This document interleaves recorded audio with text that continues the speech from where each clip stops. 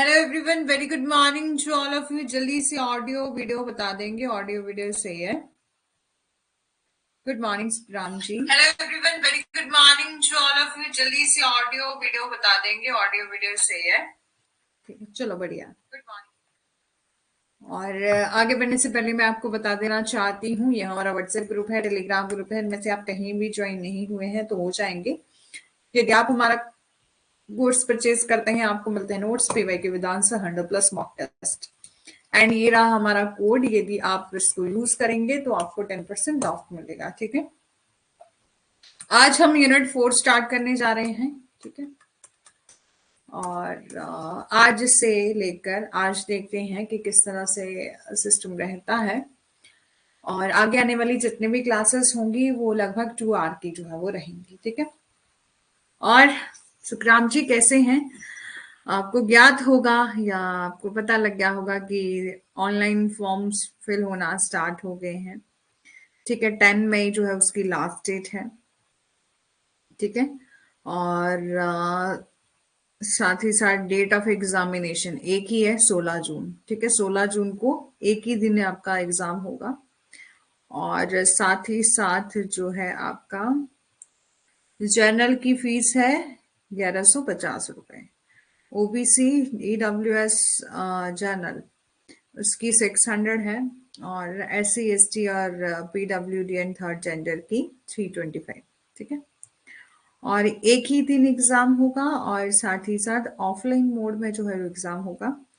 आपको कैसा लगा ऑफलाइन मोड में एग्जाम देखकर? ठीक लगा कि नहीं होना चाहिए था? बता सकते कि ऑफलाइन में तो नहीं होना चाहिए था, ऑनलाइन होना चाहिए था।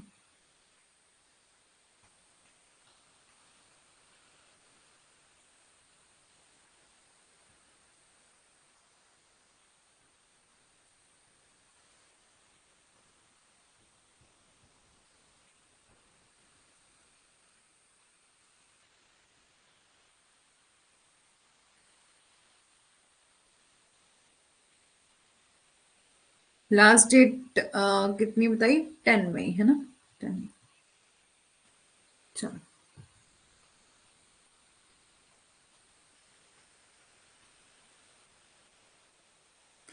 ठीक है। ठीक नहीं लगा मैम? ऑनलाइन ठीक था? अच्छा, जब ऑनलाइन था तो लगभग स्टूडेंट कहते थे ऑफलाइन होना चाहिए एग्जाम। चलो देखते हैं, जो भी हो ठीक होता है ना? जो और एग्जाम एक ही दिन होगा, शिफ्ट हो सकती है डे, मतलब मॉर्निंग इवनिंग, लेकिन एग्जाम एक ही दिन होगा 16 जून को। ठीक है, तो तैयार हो जाइए 16 जून को। ठीक है, और लगभग हम अपना सिलेबस जो है वो 15 मई तक कवर कर लेंगे। उसके बाद आपके पास 15 मई से लेकर 16 जून तक लगभग एक मंथ का टाइम रहेगा, जिसमें आप अपनी रिवीजन कर सकते हैं, एमसीक्यू प्रैक्टिस जो है वो कर सकते हैं। ठीक है, जितना भी हमें अलॉट होगा उतना तो हम भी करवाएंगे। ठीक है, चलो स्टार्ट करते हैं। क्रिमिनल लाइबिलिटी, आज हम लॉ ऑफ क्राइम डिस्कस करने जा रहे हैं। ठीक है, बहुत इजी है, इंटरेस्टिंग है। ठीक है, और डिस्कस कर लेते हैं। General principle and type of criminal liability क्या है?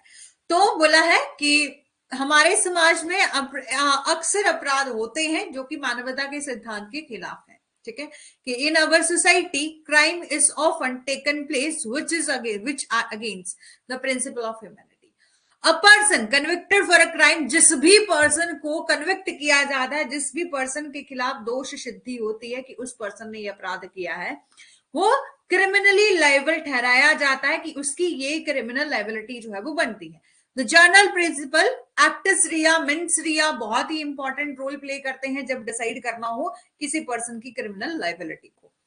तो crime, there are lot of evils in our society, कि हमारे समाज में ढेर सारी बुराइयां हैं। ठीक है, उसी तरह से है हमारा एक क्राइम। ठीक है, जिसी को हम क्राइम कहते हैं। जो भी हमारे कानून के खिलाफ है उसको हम जो है वो क्राइम कहते हैं। कोई भी यूनिवर्सल डेफिनेशन नहीं है क्राइम की। ठीक है, no universal accepted definition of a crime. However certain act individual, जो कि इंडिविजुअल के द्वारा किए जाते हैं, ग्रुप ऑफ पीपल के द्वारा किए जाते हैं, जो उस एक्ट, वो एक्ट जो कि किसी इंडिविजुअल के द्वारा किया जाए, ग्रुप ऑफ पर्सन के द्वारा किया जाए या पीपल के द्वारा किया जाए, जो कि हार्म कर रहा है किसी पर्सन, पब्लिक को। ठीक है, किसी पब्लिक को और डिस्टर्ब कर रहा है शांति और ट्रैंक्विलिटी, यानी कि समाज में शांति और शांति को बाधित जो है वो करता है, ठीक है, तो उसको हम जो है वो क्राइम कहते हैं। The person who commit a crime, ठीक है, जो भी पर्सन होता है जो कमिट करता है क्राइम को, उसको पनिश किया जाता है एज पर लॉ, ठीक है। So that such activity do not repeat, ताकि अब किसी को पनिशमेंट क्यों दी जाती है, ताकि वो रिपीट ना करे, जो भी ऑफेंस वो हो रहे हैं उनको रिपीट ना करे। इन जर्नल में हम बात करें, following act can we consider as a crime, कि कौन से एक्ट को हम क्राइम कंसीडर करते हैं जो कि पब्लिक ऑर्डर के खिलाफ हो, जैसे अब्यूज किया जा रहा है और ऑब्स्ट्रक्शन पैदा की जा रही है पब्लिक के प्रॉपर्टी में, इंजरी की जा रही है यानी कि हानि पहुंचा रही है पब्लिक को, और अटैक किया जा रहा है किसी इंडिविजुअल की एनेक्सिंग और their right, attack upon a property of individual और अपॉन राइट एसोसिएटेड विद, ठीक है, कि हमारे समाज में ढेर सारी बुराइयां हैं जिन्हीं को हम क्या कहते हैं, अपराध कहते हैं, उसी में से एक को हम क्राइम जो है वो कहते हैं। कोई यूनिवर्सल डेफिनेशन नहीं, ठीक है, कोई यूनिवर्सल डेफिनेशन नहीं है, कोई भी सर्टेन एक्ट किया जा रहा है जिससे इंडिविजुअल और ग्रुप ऑफ पीपल जो है वो हार्म हो रहे हैं, जो लोग हैं उनकी शांति और सुरक्षा जो है वो कहीं ना कहीं डिस्टर्ब हो रही है, उसे हम जो है वो क्राइम कहते हैं, ठीक है। आजकल स्टूडेंट जो है क्लास में नहीं आ रहे हैं, है ना, क्या पता फसल का टाइम है ना, गेहूं बोई गई है, वो पक गई है, और सब स्टूडेंट्स लगभग जो है वो गांव में जो लोग रहते हैं उनको बहुत ज्यादा काम चल रहा है, ठीक है। लगभग यही वो मंथ होता है जिस महीने, बैसाख का महीना, जिस महीने जो है वो फसल काटी जाती है। हमारे यहाँ भी काम चल रहा है ना, तो इस कारण स्टूडेंट जो है वो लाइव क्लास अटेंड नहीं कर पा रहे हैं, बट कोई बात नहीं, ठीक है। दस crime can B dual in nature, जो क्राइम है आपका सिविल भी होता है, क्रिमिनल भी होता है, ठीक है। Sometime crime in a one country में नॉट बी अ क्राइम, कभी कभी ऐसा हो सकता है, जैसे मान लीजिए कि हमारी कंट्री में कोई पर्टिकुलर एक्ट है वो क्राइम है और अदर कंट्री में नहीं भी हो सकता, ठीक है। ये कभी कभी अलग अलग देशों के लिए अपने अपने उन्होंने स्टैट्यू बनाए होते हैं, अपने अपने लॉ बनाए होते हैं, उस हिसाब से ये डिसाइड किया जाता है कि उसने ये क्राइम किया है, उसने ये पर्टिकुलर एक्ट किया है, उसको हम क्राइम कहते हैं या नहीं कहते हैं। According to sociologist, a crime can be against human body, कि क्राइम जो है वो अगेंस्ट ह्यूमन बॉडी होता है, प्रॉपर्टी होता है, पब्लिक पीस होता है, रिलीजन होता है, और family morals of society, conservation of resources of the society. कि समाज शास्त्र के अनुसार जो है वो एक अपराध मानव शरीर, संपत्ति, सार्वजनिक स्थान और धर्म और परिवार, समाज की नैतिकता और समाज के संसाधन के संरक्षण के जो है वो खिलाफ हो सकता है। डेफिनेशन ऑफ क्राइम की हम बात करें, according to sir William Blackstone, crime एक ऐसा एक्ट होता है जो कि कमिट और ओमिट किया जाता है और in violation of a public law, forbidding और कमांडिंग इट। अपराध एक ऐसा कार्य है जो कि सार्वजनिक कानून सार्वजनिक कानून के उल्लंघन में किया और या छोड़ दिया गया है, और इसे मना या आदेश जो है वो देता है, ठीक है। इसको फॉरवर्ड किया जाए, मतलब ऐसा कोई एक्ट जिसको लॉ के द्वारा फॉरवर्ड किया गया है कि आप जो है वो नहीं कर सकते, उसको हम क्राइम कहते हैं। और फिर है आपका अकॉर्डिंग टू स्टीफन ने कहा कि क्राइम क्या है, वायलेशन ऑफ राइट है, ठीक है। अपराध क्या है, अधिकार का उल्लंघन है। इसको considered in reference to the civil tendency of a violation as regard the community, जिससे समुदाय के संबंध में जो है वो उल्लंघन की नागरिक प्रवृत्ति के संदर्भ में जो है वो माना जाता है। Crime is a violation of a right, considered in reference to the civil tendency of a violation as regard to community. और अकॉर्डिंग टू जॉन ग्लिन के अनुसार, एन एक्ट, कोई भी ऐसा एक्ट किया जा रहा है जो कि shown to be actually harmful to the society और that believe to be socially harmful by a group of people that has the power to enforce its belief, and that place such as act under the ban of positive penalty. एक ऐसा कार्य जो कि वास्तव में समाज के लिए हानिकारक साबित हुआ है या जिसे लोगों के एक समूह के द्वारा जो है वो सामाजिक रूप से हानिकारक माना जाता है, जिसके पास अपनी मान्यताओं को लागू करने की शक्ति है और जो इस तरह के कार्यों को सकारात्मक दंड के प्रतिबंध के जो है वो रखता है।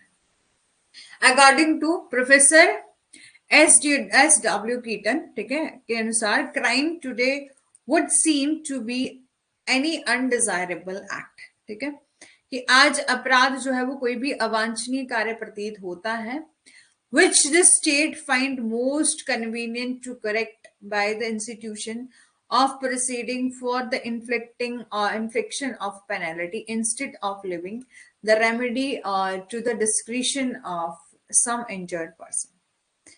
ठीक है,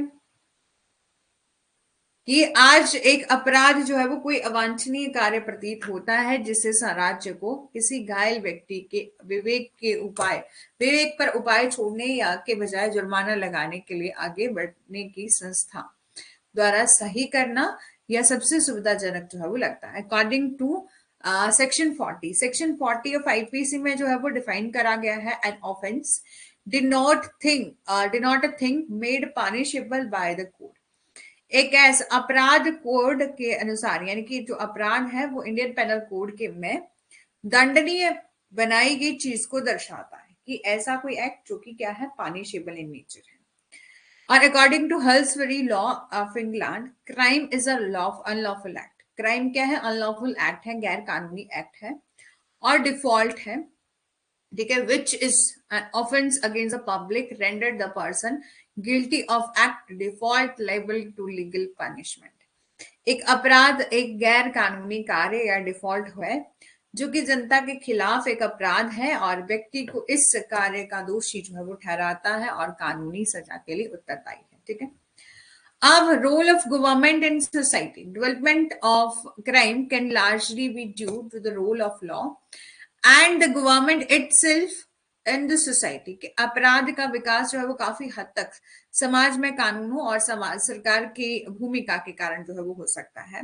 जब कोई अपराध होता है तो सजा सरकार के हाथों में छोड़ दी जाती है. जब भी आपको पता है कि जब भी ऑफेंस होता है तो सजा कौन देता है, गवर्नमेंट देती है. ठीक है, हम लोग खुद थोड़ी ना देते हैं, कहीं ना कहीं गवर्नमेंट ही देती है. ठीक है, गवर्नमेंट माने जो हमारी जुडिशरी होती है वो सजा देती है. और the punishment when a crime take place is left on hand of a government. कि जब कोई अपराध होता है तो सजा सरकार के हाथों पर छोड़ दी जाती है और the government is guided by the policies and rules that have promulgated to protect the welfare of a majority or the greater goods.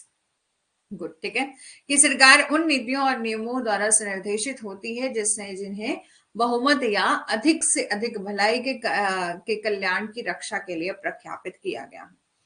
Very often crime are creation of a government. कि crime क्या है, creation of crime are creation of government policy and the government in power to forward a man to bring about the result which are against its policies. ठीक है, ये बोला कि अक्सर अपराध सरकारी नीतियों का निर्माण करते हैं. जैसे कि अब क्राइम से निपटने के लिए गवर्नमेंट को पॉलिसीज तो बनानी पड़ेगी.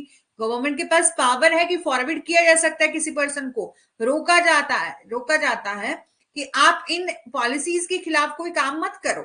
और the very definition of crime depends upon the value of given society. अपराध की परिभाषा किसी दिए गए समाज के मूल्य पर जो है वो निर्भर करती है. एलिमेंट क्या है क्राइम के, तो यहां पर बोला अधिकांश आपराधिक अपराधों के किसी व्यक्ति को दोषी ठहराने के लिए दो तत्वों को साबित करना बहुत महत्वपूर्ण है. कि जब भी किसी पर्सन को आपको कन्विक्ट पर ठहराना है, कि दोष सिद्धि करनी है उस पर्सन की कि उस पर्सन ने ये पर्टिकुलर क्राइम किया है, तो उसके लिए 2 एलिमेंट जो है वो बहुत ही इंपॉर्टेंट है, वो आपको प्रूव करने पड़ेंगे. तो कौन सा है, actus reus and mens rea. Actus reus refer to a physical act. ठीक है, एक्टस रिया रेफर करता है जब कोई आप फिजिकल एक्ट करते हो involve in committing an offence for describe by the criminal law.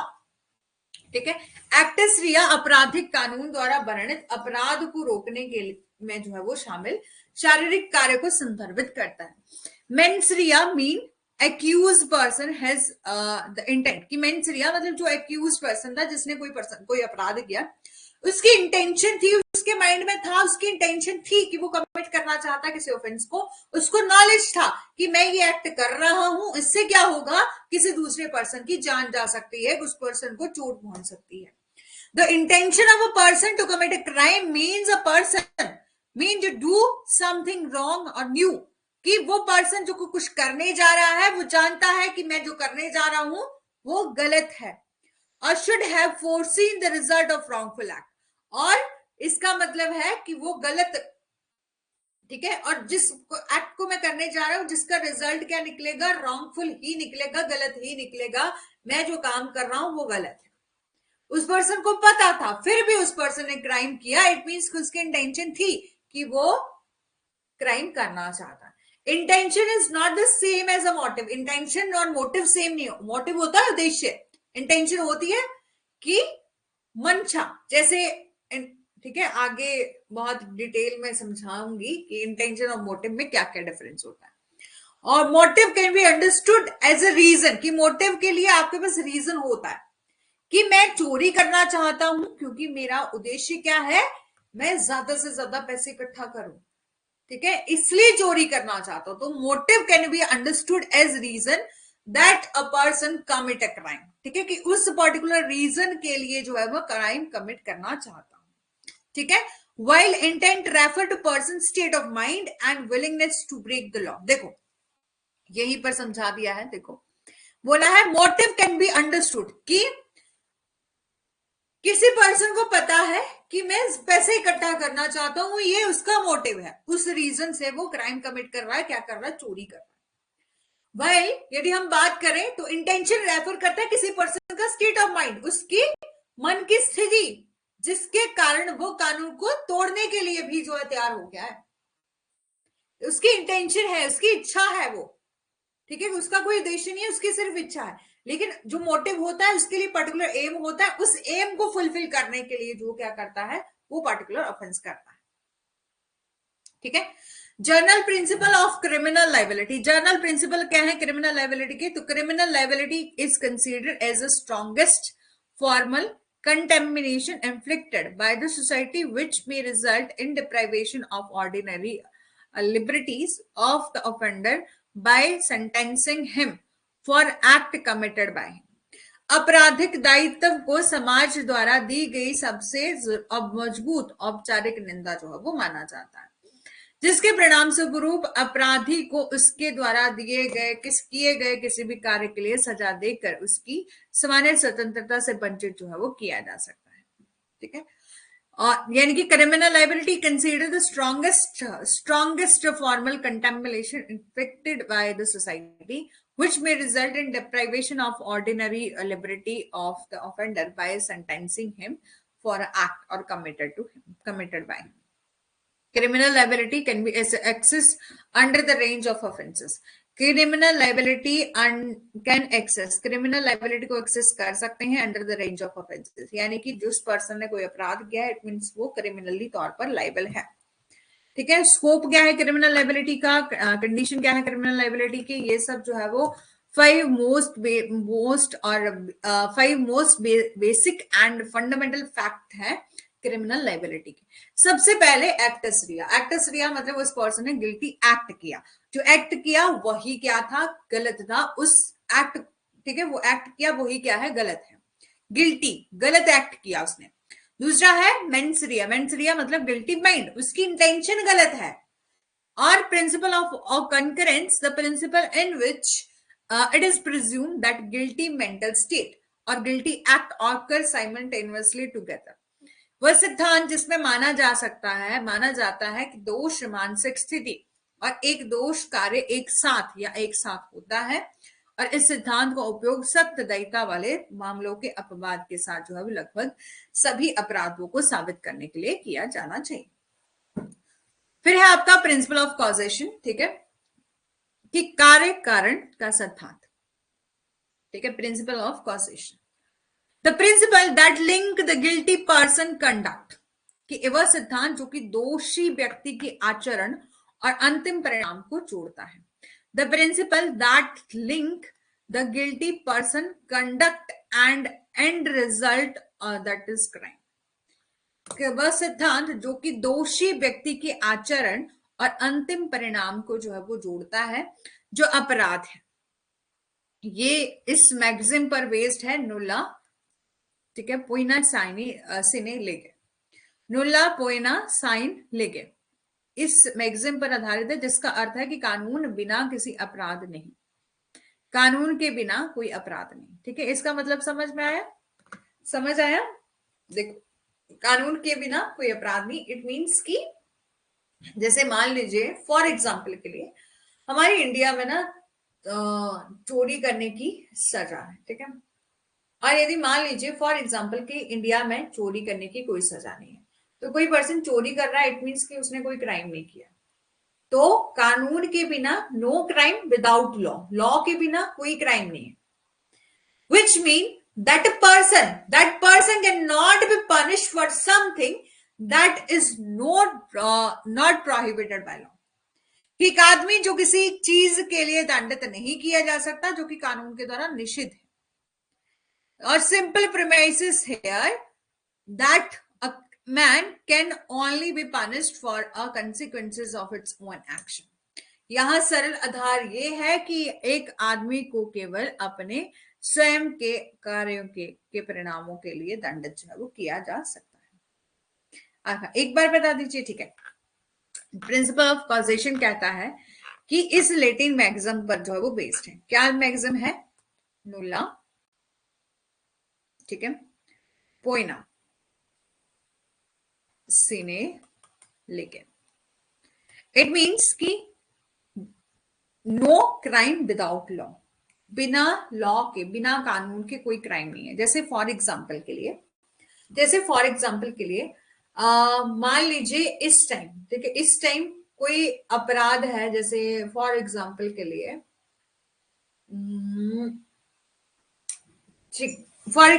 लिए कि जो आपका एग्जाम्पल ले रहे हैं, जैसे कि फॉर एग्जाम्पल के लिए 10 रुपए की यदि आप चोरी करते हो तो उसके लिए कोई लॉ नहीं बनाया गया कि इतनी छोटी रकम के लिए आपको पनिशमेंट मिले, ठीक है। कि अभी तक ऐसा कोई कानून नहीं बना है जिसमें ये बोला गया कि 10 रुपए की आप चोरी करते हो तो उसके लिए आपको सजा होगी, ठीक है। तो अभी तक उस पर्सन ने 10 रुपए की चोरी की है, उसने ऑफेंस नहीं किया, ठीक है, उसने कोई ऑफेंस नहीं किया। लेकिन कल को लॉ आ जाता है कि 10 रुपए की चोरी भी यदि कोई करता है तो वो भी ऑफेंस होगा, तो उसको ऑफेंस या क्राइम जो है वो माना जाएगा। यानी कि नो क्राइम विदाउट लॉ। जब जब लॉ नहीं है तो क्राइम भी नहीं है, उस एक्ट के लिए कोई क्राइम नहीं है। लेकिन जैसे ही लॉ है, यानी कि लॉ बना दिया गया है, तो उस एक्ट को हम क्राइम कहेंगे। समझ आ गया? Which mean man cannot be punished for something that is not prohibited by law। Simple premises here it is that a man can only be punished for the consequences of its own action। कि यहाँ सरल आधार ये है कि एक आदमी को केवल अपने स्वयं के कार्यों के परिणाम स्वरूप, परिणामों के लिए जो है वो दंडित किया जा सकता है।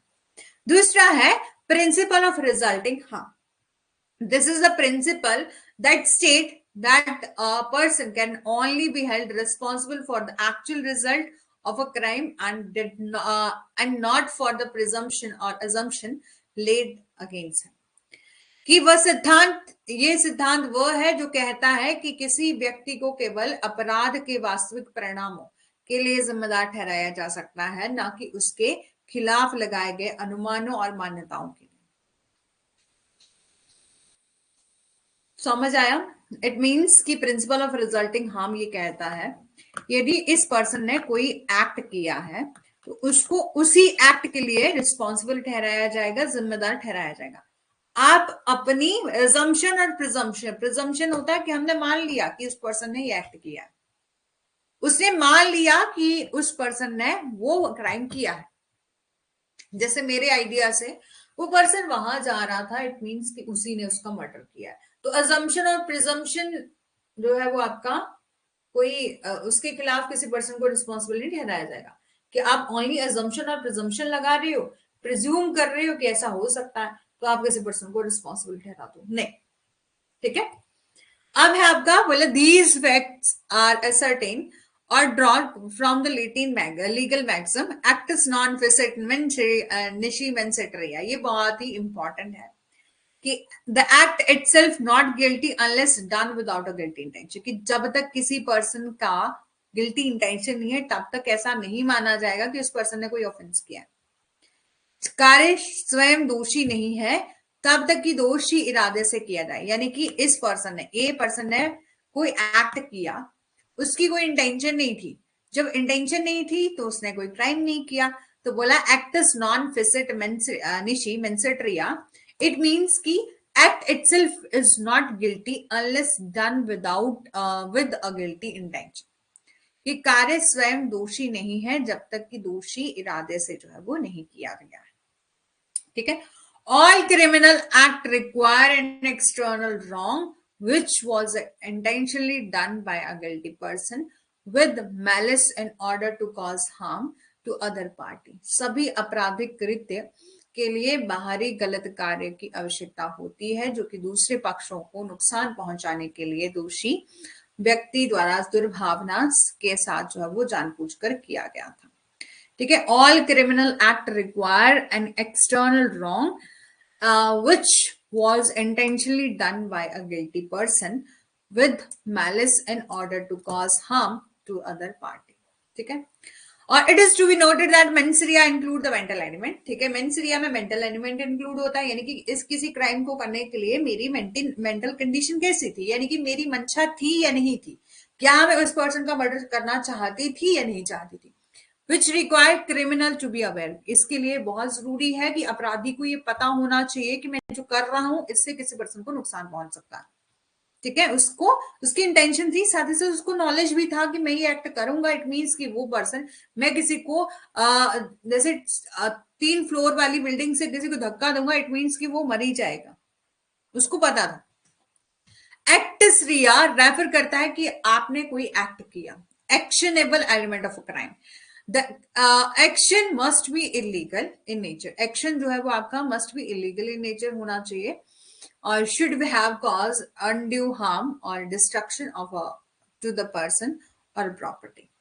ठीक है, the last component to a crime include that of injury, hurt और damage of mind, body, reputation और property of a person, society at large. एक अपराध के अंतिम घटक में बड़े पैमाने पर किसी व्यक्ति या समाज के मन, शरीर, प्रतिष्ठा और संपत्ति को चोट और चोट या क्षति जो है वो शामिल है। It must be understood that the mens rea is not equivalent to motive. ये समझा जाना चाहिए कि मेंस रिया जो है वो इक्विवेलेंट टू मोटिव नहीं है, यानी कि मेंसरिया और मोटिव जो है वो एक जैसा नहीं है। ठीक है, सिमिलर नहीं है। मेंसरिया अलग चीज है, मोटिव अलग चीज है।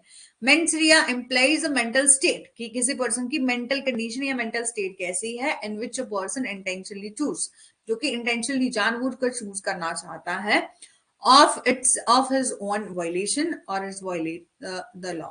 और मोटिव रेफर करता है रीजन बिहाइंड, कि आपने वो पर्टिकुलर एक्ट किया, उसके उस एक्ट के करने के पीछे क्या रीजन था, why certain prohibited act is performed. ठीक है, कि एक निश्चित निर्दिष्ट कार्य जो है वो क्यों किया जाता है। ठीक है, in the case of Kartar Singh versus state of Punjab, इस केस में सुप्रीम कोर्ट ने हेल्ड किया था element of mens rea must read into the penal provision of the statute unless the statute expressly bar. Hence, it is absolutely vital to consider the guilty mind of the offender when assigning the crime। ठीक है, कि एक कानून के दंड प्रावधानों में पढ़ा जाना चाहिए। इस केस में बोला था Kartar Singh versus state of Punjab. इस मामले में सुप्रीम कोर्ट ने कहा कि मेंसरिया कि तत्व को एक कानून के दंड प्रावधानों में जो है वो पढ़ा जाना चाहिए जब तक कि कानून स्पष्ट रूप से प्रतिबंधित ना करे। इसलिए अपराध का आंकलन करते समय अपराधी के दोषी दिमाग में विचार करना बिल्कुल महत्वपूर्ण है। ठीक है, और एक्सेप्शन क्या है मेंसरिया की, वो हम डिस्कस करेंगे।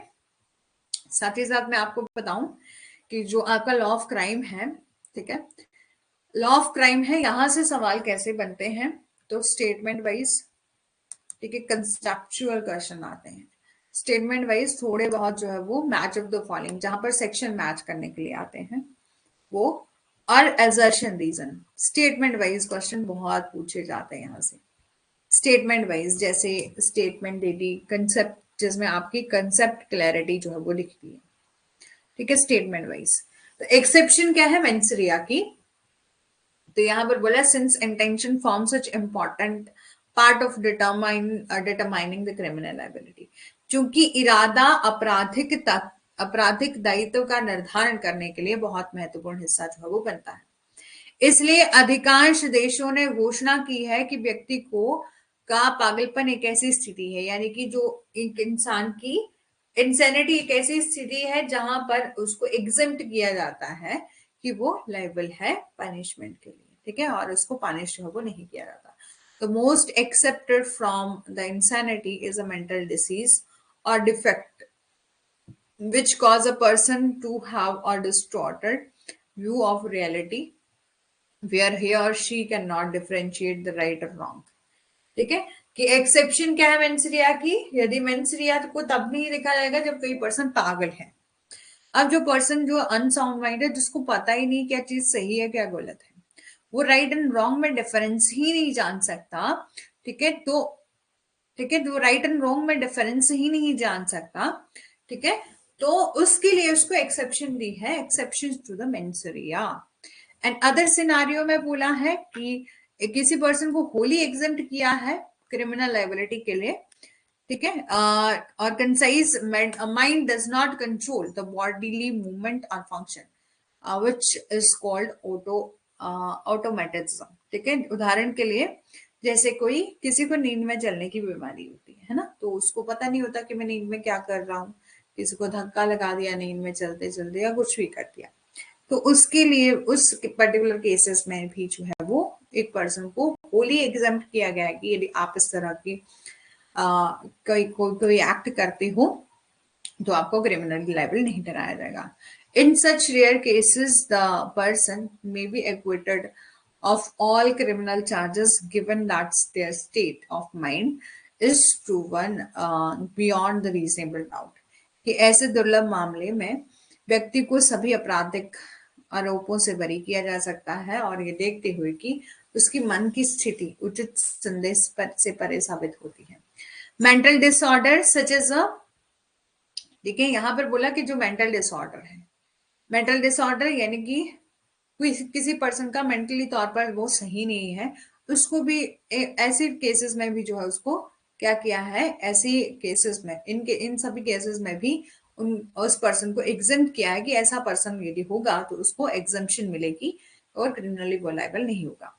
US supreme court Atkins versus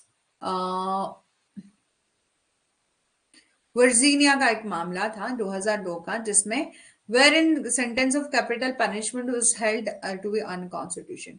कि किसी एक पर्सन था जिसको कैपिटल पनिशमेंट मिली थी और उसकी सजा को, मौत की सजा को असंवैधानिक माना गया था. हालांकि ऐसे लोगों को वास्तविक में पैरोल के मौके के बिना जो है वो जेल में आजीवन कारावास की सजा सुनाई जा सकती थी, क्योंकि मानसिक विकार वाले लोगों के मामले में मौत की सजा के बजाय सजा की मात्रा या परिमाण को कम करने की प्रथा को अधिकांश सामान्य कानून देशों में प्रयोग जो है वो किया जाता है. ठीक है, और in cases of strict liability mens rea is not looked into all. कि सख्त दयिता के मामले में मेंसरिया को बिल्कुल भी नहीं देखा जाता, नियोक्ता को जिम्मेदार ठहराया जाता है, और यदि कर्मचारी नौकरी पर जो है वो घायल होता है तो इस बात की परवाह किए बिना कि नियोक्ता की ने सुरक्षा सावधानियों की कितनी सावधानी से पालन किया है, जबकि जब कर्मचारी को खतरनाक वातावरण में काम करने और काम खतरनाक तत्वों से निपटने के लिए जो है वो बनाया गया है, तो जिम्मेदारी नियोक्ता के कंधों पर होती है, जो कि आपका स्ट्रिक्ट लायबिलिटी का टॉट में पढ़ा है ना, स्ट्रिक्ट लायबिलिटी का कंसेप्ट कि ठीक है, कि भले ही आपने वो क्राइम ऑफेंस डायरेक्ट किया है नहीं किया, ठीक है, जैसे कि स्ट्रिक्ट लायबिलिटी का कंसेप्ट ये कहता है कि यदि आपने किसी पर्सन को अपॉइंट किया है, यदि उस पर्सन से कोई गलती हो जाए, ठीक है, तो आपकी भी सेम रिस्पॉन्सिबिलिटी रहेगी जिस पर्सन ने उसको नियुक्त किया है. ठीक है, ये जो आपका केस था रायलैंड वर्सेस फ्लेचर, उस केस में स्ट्रिक्ट लायबिलिटी का कंसेप्ट आया था, where in the defendant was held liable for the damage caused by the engineer he had hired to build a reservoir nearby. कि रायलैंड वर्सेस फ्लेचर के case में भी क्या हुआ था कि प्रतिवादियों ने इंजीनियरों द्वारा, प्रतिवादी के इंजीनियर यानी कि उस पर्सन ने किसी को हायर किया था कि आप जो है वो क्या बनाओ, रिजर्वायर बनाओ। अब रिजर्वायर उन्होंने जैसे मर्जी बनाया, गलती हो गई, जिसके कारण जो है वो किसी दूसरे पर्सन की मिल थी उसमें पूरा पानी भर गया। फिर बाद में उसने तर्क दिया कि मैंने रिजर्वायर खुद थोड़ी ना बनाया, ये तो कॉन्ट्रैक्टर ने बनाया है, इंजीनियर ने बनाया। तो फिर कोर्ट ने हेल्ड किया कि चाहे किसी ने भी बनाया हो, आपकी लाइबिलिटी पर बना है, आपकी रिस्पॉन्सिबिलिटी पर बना है, आपके रिस्क पर बना है, इट मीन्स कि आप जो है वो लाइबल है। इवन हम बात करें, नेक्स्ट है MC Mehta versus union of India. तो आपको पता है एब्सोल्यूट लाइबिलिटी का कंसेप्ट, जिसमें ये कहा जाता है कि जहां पर इंटेंशन देखी नहीं जाती, कि इंटेंशन चाहे जैसी मर्जी हो, यदि आपके जैसे इंडस्ट्री वगैरह में कहीं पर भी जहां पर हजार्डस वर्क करवाया जाता है, तो यदि ऐसा कोई काम हो रहा है, मतलब ऐसा कोई एक्ट हो जाता है जिससे किसी वर्कर की जान चली जाती है, उसको परमानेंट या टेम्परेरी लॉस हो जाता है, तो आपकी वहां पर लाइबिलिटी बनती है एज ओनर होने के नाते। Bhopal gas strategy here in absolute liability is introduced. The guilty of intention of guilty party is immaterial to a crime, especially when it affects the population as whole uh, as writ, ठीक है, is a case of the MC Mehta versus Union of India, ठीक है। आपका बोला next important element क्या है criminal के law का, is that the bar against exposition या of exposed factor law where in a person may be condemned, ठीक है, for an act that he perform which at the time was not criminal in nature.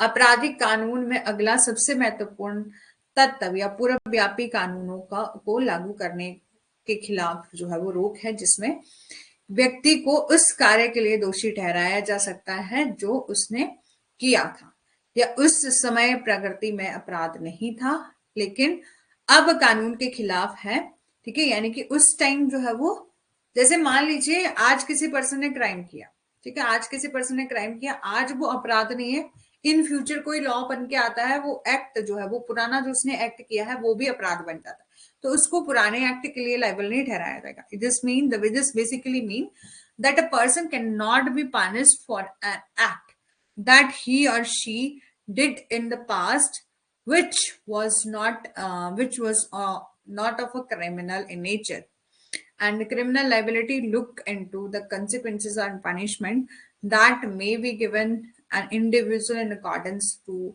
magnitude of the crime and she has committed।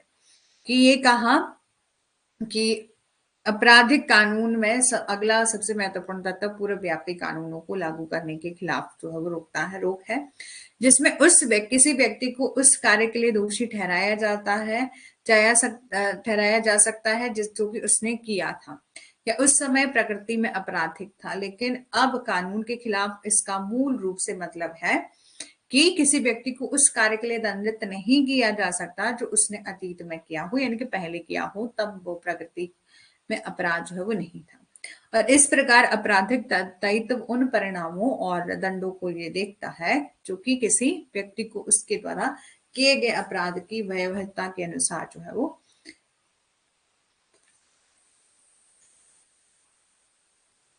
दिए जा सकते हैं, ठीक है। अब type of criminal liability क्या है, इंडिविजुअल क्रिमिनल लायबिलिटी। इंडिविजुअल का क्या मतलब है कि जैसे फॉर एग्जांपल के 4 दोस्त हैं ए बी सी डी, वो एक ही फ्लैट पर रहते हैं, वो स्टडी करते हैं सेम कॉलेज में। एक दिन क्या हो गया कि ए उनके बीच में किसी समस्या के कारण डी को हरा देता है। इस मामले में ए गैर कानूनी कार्य के लिए उत्तरदायी होगा, ठीक है, ठीक है। In this case A will be liable of unlawful act B and C not be liable. यानी कि देखो, इंडिविजुअल क्रिमिनल लाइबिलिटी का क्या मतलब है कि कोई ऑफेंस जो है वो अनलॉफुल एक्टिविटी कमिट की जा रही है किसी इंडिविजुअल के द्वारा, एक पर्सन के द्वारा या ग्रुप ऑफ इंडिविजुअल के द्वारा। तो व्हेन इंडिविजुअल जो क्राइम कमिट करता है, देन वो ही जो है वो रिस्पॉन्सिबल होता है क्रिमिनल लाइबिलिटी के लिए जो उसने क्राइम कमिट किया होता है। ग्रुप क्रिमिनल लाइबिलिटी का क्या मतलब है कि जब एक से ज्यादा लोग मिलकर कोई क्राइम करते हैं, मिलकर इन्वॉल्व होते हैं। Group criminal liability is just contradictory to a individual criminal liability.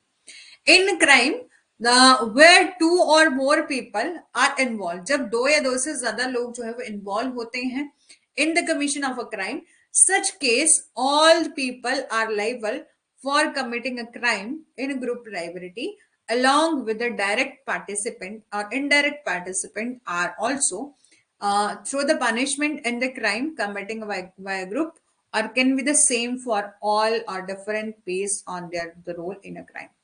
कि समूह जो है वो आपराधिक दायित्व व्यक्तिगत आपराधिक दायित्व के लिए विरोधाभासी है। जैसे जब दो या दो से ज्यादा लोगों के द्वारा क्राइम कमिट किया जाता है, ठीक है, तो उसको हम तो उनके उस क्राइम को करने के लिए दो या दो से ज्यादा लोगों की ज्वाइंट लायबिलिटी होती। जैसे जब दो या दो से ज्यादा लोग डायरेक्ट और इनडायरेक्ट तरीके से पार्टिसिपेट करते हैं और किसी क्राइम को करते हैं तो इट मींस कि उनकी ज्वाइंटली लायबल है, ज्वाइंट लायबिलिटी की बनती है। मोस्ट ऑफ प्लान जो भी एक्ट किए जाते हैं, जो भी प्लानिंग के थ्रू या जो भी प्लानिंग के थ्रू ऑर्गेनाइज क्राइम होते हैं वो ग्रुप क्रिमिनल लायबिलिटी की कैटेगरी में आते हैं। in the Indian Penal Code 1860 provision regarding the group liability have been covered under the joint liability. Section 3438 of IPC 1860 embodies the principle of joint liability in committing crime. Act done by the several person in furtherance of common intention, section 34 में कहा कि when a criminal act is done by the several person, जब भी आपराधिक कार्य जो है वो कई व्यक्तियों के द्वारा सभी के समान इरादे को आगे बढ़ाते हुए किया जाता है, तो ऐसे प्रत्येक कार्य जो उस कार्य के लिए उसी तरह के से उत्तरदायी होते हैं जैसे कि उसने अकेले जो है वो उस एक्ट को किया है। Act done by several person in furtherance of common intention कि व्हेन अ क्रिमिनल एक्ट, जब कोई क्रिमिनल एक्ट सेवरल पर्सन के द्वारा किया जाता है इन फर्दरेंस ऑफ कॉमन इंटेंशन के द्वारा, जहां पर कॉमन इंटेंशन तो सबकी थी लेकिन अलग अलग पर्सन के द्वारा किया जाता है। तो ईच ऑफ पर्सन जैसे मान लीजिए 4 लोग हैं ए बी सी और डी, इन 4 लोगों के द्वारा कोई ऑफेंस जो है वो कमिट किया जाता है, ठीक है, और अलग अलग वो एक्ट करते हैं, एक काम करता, दूसरा ये करता, तीसरा ये करता, चौथा ये करता, लेकिन उनकी इंटेंशन क्या थी? सेम थी। उनकी इंटेंशन क्या थी? सेम थी, ठीक है, उनकी इंटेंशन क्या थी? सेम थी। तो इट मींस ऐसा समझा जाएगा कि भले उन्होंने एक्ट तो एक ही किया है, इंटेंशन उनकी एक थी, भले उन्होंने अलग अलग एक्ट परफॉर्म किया है, लेकिन फिर भी जो है वो हर एक पर्सन को लायबल ठहराया जाएगा। ये पर्सन ऐसा माना जाएगा जैसे इन चारों ने मिलकर किसी का मर्डर किया। इट मींस ए ने अलग से मर्डर किया, बी ने भी किया, सी ने भी किया, डी ने, मतलब उनको सेवरल ईच पर्सन जो है वो लायबल माने जाएंगे in the same manner if it were done by him alone, ठीक है। सेक्शन 35 ऑफ एक्ट कहता है this section cover an act which is criminal by reason, कि एक कार्य जो कि आपराधिक ज्ञान या इरादे से जो है वो किया जाने के कारण आपराधिक है को कवर करता है। An act which is criminal by reason of its being done with a criminal knowledge और इंटेंशन, कि एक कार्य जो कि आपराधिक ज्ञान और इरादे से जो है वो किए जाने के कारण आपराधिक है को कवर करता है।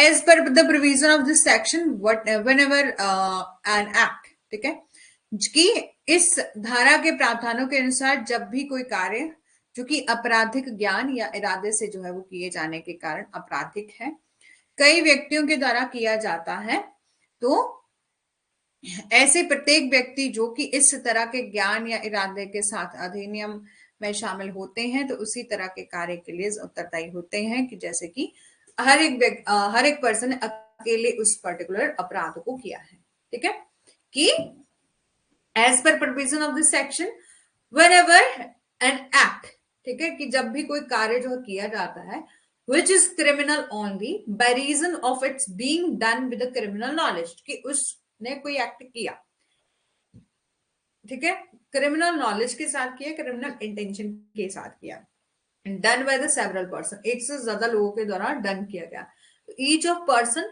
वुड ज्वाइन, ठीक है, हर एक पर्सन ने उस एक्ट को करने में ज्वाइन किया था और इस नॉलेज और इंटेंशन से किया था कि उस पर्सन की उनकी उस क्राइम को करने की उनकी इंटेंशन थी, तो उनको लायबल ठहराया जाएगा सेम मैनर में। इससे कोई फर्क नहीं पड़ता कि एक पर्सन बाहर जाके, जैसे पोस्ट मास्टर केस सबने सुना ना, पोस्ट मास्टर केस के बारे में सुना होगा, तो ये पोस्ट मास्टर के केस में जो वीरेंद्र घोष होता है वो कहता है कि मैं तो चलो दरवाजे पर खड़ा था, मैं तो देख रहा था कि कोई आ तो नहीं रहा, इट मीन्स भले ही आपने जैसे मर्जी किया, सेक्शन 34 का केस है वैसे तो वो, ठीक है, लेकिन आपकी इंटेंशन सेम थी, सेम मैनर में किया, तो इट मीन्स कि आपको बिल्कुल नॉलेज था, आप जो है वो क्रिमिनली लायबल जो है वो ठहराए जाओगे सब पर्सन सेम मैनर में, if act were done by him along with that knowledge or intention, ठीक है।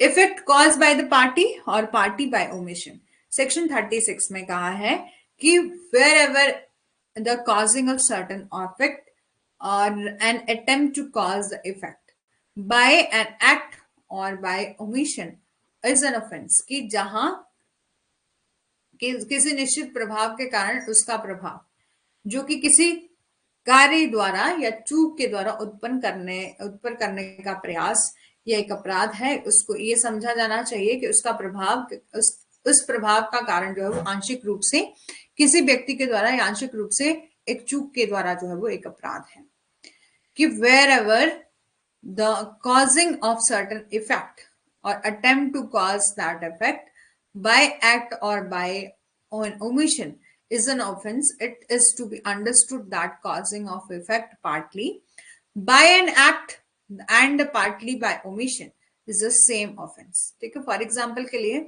ए जानबूझकर जेड की मौत का कारण बनता है और आंशिक रूप से जेड भोजन देने के लिए अवैध रूप से छोड़कर, यानी कि फॉर यहाँ पर देखो कि ए जो है वो उसकी इंटेंशन थी कि वो जेड की डेथ कर देना चाहता, तो उसने क्या किया कि जेड को खाना ही नहीं दिया, थोड़ा उसने खाना नहीं दिया और पार्टली उसने उसको पीटा, ठीक है, उसने थोड़ा बहुत उसको पीटा होगा, फिर उसको खाना नहीं दिया होगा, तो वो उसने क्या करा है, क्राइम कमिट किया है, मर्डर किया है। ए ने क्राइम मर्डर कमिट किया है, लेकिन पार्शली उसने खाना नहीं दिया, पार्शली उसने उसको बीटा, ठीक है, बीट किया, मारा, ठीक है। Cooperation by doing in one of the several act constituting an offence, section 37, when an offense is committed by means of several acts who however intentionally or cooperate in the commission of that offense by doing any one of those acts either singly or jointly with any another person commit an offense, कि जब कोई अपराध कई कृत्यों के माध्यम से जो है वो किया जाता है, तो जो जानबूझकर या उन कारितों में से किसी को भी अगर के उस अपराध को अंजाम देने में सहयोग करता है, तो अकेले या किसी अन्य व्यक्ति के साथ जो है वो ज्वाइंट रूप से संयुक्त रूप से अपराध को, कि ऐसा माना जाता है कि उन्होंने ज्वाइंटली और सेवरली जो है वो क्या किया है, उस क्राइम को कमिट जो है वो किया है। फॉर एग्जाम्पल के लिए, जैसे कि उदाहरण के लिए ए और बी अलग अलग समय पर जेड को जहर की एक छोटी सी खुराक देकर हत्या करने के लिए सहमत होते हैं। ए और बी जेड की हत्या करने के इरादे से में समझौते के अनुसार जेड का प्रशासन करते हैं। जेड जहर की कई खुराक से जो है के प्रभाव से मर जाता है, यानी कि ए और बी दोनों मिलकर थोड़ा थोड़ा जो है वो धीरे धीरे थोड़ा थोड़ा जहर जो है वो देते हैं डे बाय डे। इसलिए उन्होंने क्या किया है, उस पर्सन को पॉइजन देके उसकी डेथ कर दी है, जहां पर ए और बी की इंटेंशन थी, कोऑपरेट किया उन्होंने एक दूसरे को कि वो कमीशन करना चाहते हैं जेड का मर्डर, ठीक है, और उनमें से किस प्रत्येक एक कार्य जो है वो करता है जिसके द्वारा मृत्यु होती है, और वे दोनों अपराध के दोषी हैं, हालांकि उनके कार्य जो है वो अलग अलग है। Person concern in criminal act और may be guilty of different offences, section 38, कि where several person, ठीक है, where several person are engaged or concerned in the commission of a criminal act or they may be guilty of different offenses by means of that act। For example के लिए यहाँ पर बोला, उदाहरण के लिए एक गंभीर उत्तेजना की स्थिति में जो है वो जेड पर हमला करता है और जेड की हत्या केवल गैर इरादत हत्या होगी, क्योंकि बी जेड के प्रति प्रभावना रखता है और उसको मारने का इरादा रखता है और उसके उस उकसावे के अधीन नहीं है। जेड को मारने में ए की सहायता करता है और साथ ही साथ, हालांकि ए और बी दोनों जेड की मौत का कारण बनने में लगे हुए हैं। बी हत्या का दोषी है, ए केवल गैर इरादा, यानी कि उसकी क्या थी, ओनली कल्पेबल होमिसाइड के लिए जो है वो दोषी है। कंस्ट्रक्टिव लायबिलिटी क्या होती है? कंस्ट्रक्टिव लायबिलिटी क्विट सिमिलर होती है ग्रुप और जॉइंट लायबिलिटी से. It is based on a principal that a person is liable. ठीक है, ये इस प्रिंसिपल पर आधारित है कि वो पर्सन लायबल है. A law for the consequences of act of another, even though he has not done it himself. भले ही इसने इसे स्वयं नहीं किया हो. और कई बार यह पाया गया है कि अपराध करने वाला सिर्फ एक साधन है. वास्तविक और प्रमुख अपराधी एक और व्यक्ति था. जैसे कि उकसाना, अबेटमेंट करना, ये बहुत ही अच्छा एग्जाम्पल है कंस्ट्रक्टिव लायबिलिटी का. कंस्ट्रक्टिव लायबिलिटी के में क्या कहा जाता है कि जो कि ज्वाइंट लायबिलिटी के जैसे ही सिमिलर होता है, जहां पर कोई अपराध करने वाला व्यक्ति और होता है, इंटेंशन किसी और की होती है. ठीक है, इंटेंशन किसी और की होती है, जरिया किसी और को बना दिया जाता है. ठीक है, अबेटमेंट एक परफेक्ट एग्जाम्पल है किसका, कंस्ट्रक्टिव लायबिलिटी का. समझ आ गया, यहां तक समझ आ गया. एक केस है in Alauddin Miyan versus state of Bihar का. इस केस में एक्सप्लेन किया था importance of section 149 of Indian Penal Code. Supreme Court has observe that, Supreme Court ने ऑब्जर्व किया था इस सेक्शन में, create constructive liability and make every member of unlawful assembly liable for offense or offense committed in a course of occurrence, provided that the same were committed in the prosecution of common object or were such as a member of an assembly knew to be likely to commit it. कि जो section 149 के महत्व को उकसाते या समझते हुए supreme Court ने कहा कि जो आपका कंस्ट्रक्टिव लायबिलिटी है, ये सेक्शन जो है वो सेक्शन 149 आपका कंस्ट्रक्ट कर रहा है, क्रिएट कर रहा है कंस्ट्रक्टिव लायबिलिटी को. और मेक एवरी मेंबर की हर एक मेंबर जो कि अनलॉफुल असेंबली का है वो लायबल ठहराया जाएगा यदि उस पर्सन ने ऑफेंस कमिट किया है in the course of occurrence, provided that the same was or were committed in prosecution of offence common object, जहां पर हर एक पर्सन का कॉमन ऑब्जेक्ट था और such member of assembly knew to be likely committed. ठीक है, कि विषयते के सामान्य उद्देश्य के अभियोजन में जो है वो किया गया था. Rama Parsi versus another versus state of UP का केस है, जहां पर कोर्ट ने हेल्ड किया section 149 prescribe for a vicarious and constructive criminal liability for all member of unlawful assembly. Section 149 एक गैर कानूनी सभा अनलॉफुल असेंबली के सभी सदस्य के लिए परोक्ष या रचनात्मक दायित्व आपराधिक दायित्व निर्धारित करती है, जहां पर एक गैर कानूनी सभा के लिए किसी सदस्य के द्वारा उस सभा के सामान्य उद्देश्य के अभियोजन में अपराध किया जाता है और जैसे कि उस सभा के सदस्यों को उस उद्देश्य के अभियोजन में किए जाने की संभावना थी. Court held that Section 149 prescribed for the various vicarious or constructive criminal liability for all member of unlawful assembly, where an offence committed by any member of such an unlawful assembly in the prosecution of the common object of that assembly or such a member of assembly knew to be likely to committed in prosecution of an object. कि जहां गैर कानूनी सभा के किसी सदस्य द्वारा उस सभा के सामान्य उद्देश्य के अभियोजन में अपराध किया जाता है जिससे कि उस सभा के सदस्य ने को उस उद्देश्य के अभियोजन में किए जाने की संभावना थी. मोरओवर अ पर्सन मे कंस्ट्रक्टिवली लायबल, कि कौन कौन से केस में जो है वो एक पर्सन कंस्ट्रक्टिवली लायबल होता है यदि ऑफेंस जो है वो किया जाए. तो section 34 act done by person several person in furtherance of common intention. ठीक है, कि समान इरादे से कई व्यक्तियों के द्वारा अपराध किया गया, तो ऐसा माना लिया जाएगा कि हर एक पर्सन ने सेवरली तरीके से जो है वो ऑफेंस किया है.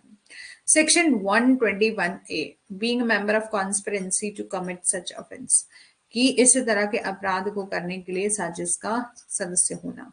Section 141 being member of unlawful assembly the member thereof knew that offense was likely to committed, कि गैर कानूनी सभा का सदस्य होने के नाते सदस्य को पता था कि अपराध होने की संभावना है.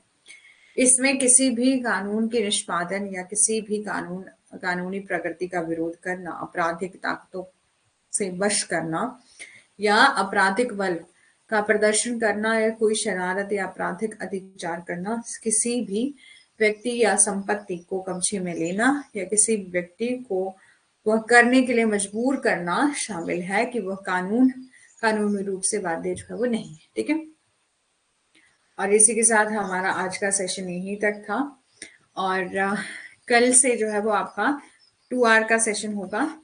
तो क्या आप 9 AM से क्लास ज्वाइन कर सकते हैं?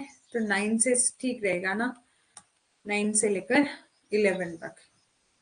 ठीक है, 9 से 11 बजे तक जो है वो हम फ्री हो जाएंगे मॉर्निंग में। अदरवाइज फिर इस टाइम वैसे लगता है कि दोपहर हो गई है। तो क्या आप ज्वाइन हो सकते हैं? डेली नहीं, जब जब एक क्लास होगी तो हम 10 बजे ही जो है वो क्लास किया करेंगे, लेकिन जब भी 2 क्लासेस होंगी तो हम 9 AM पर कर लिया करेंगे। क्या बोलते हैं? और साथ ही साथ अब तो एग्जाम होने वाला है, कुछ टाइम रह गया है। एक मिनट में चेक कर लेती हूँ।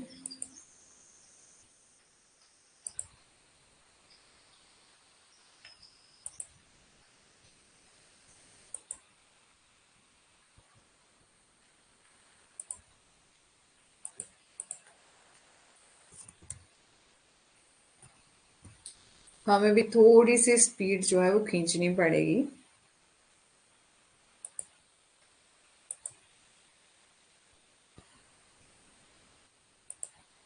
कल हम करेंगे stages of crime and inchoate crime क्या होते हैं, एसेंशियल्स क्या है क्राइम के। आज ही कर लिया जाए कि कल करें? स्टेजेस ऑफ क्राइम क्या है, इनकोहेट क्राइम क्या है, और जनरल एक्सेप्शंस क्या है। इजी है।